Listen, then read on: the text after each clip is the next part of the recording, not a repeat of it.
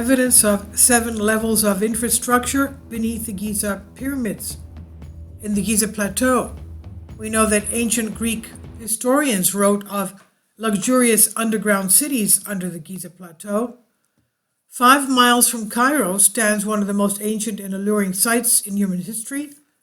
The mystery comprises the 3 main pyramids of Giza that have come to represent one of the most famous ancient civilizations.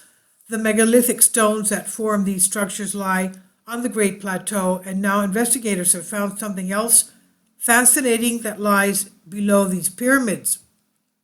Greg Braden explains that some of the earliest credible accounts of the Giza Plateau come from the Greek historian and geographer Herodotus, who in the early 400s BC compiled a reference book on ancient civilizations, cultures, and technologies predating his time by thousands of years.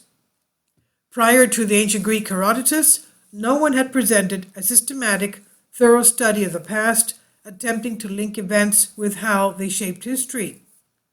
Herodotus speculated that there were hidden passages beneath the pyramids, as well as chambers, pathways, and great spaces, all of which were created when the climate and topography of Egypt were very different than it is today. It was supposedly very tropical. Today it's a desert.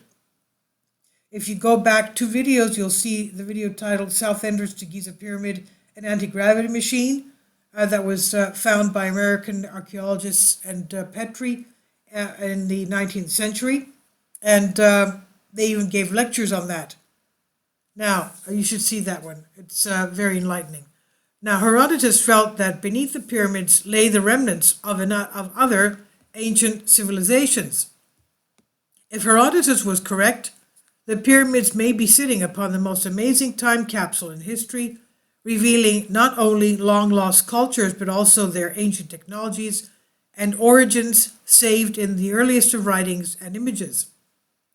2 researchers stand out in the search to uncover the underground space beneath the pyramids: British Consul General Henry Salt and his hired explorer Giovanni Battista Belzoni.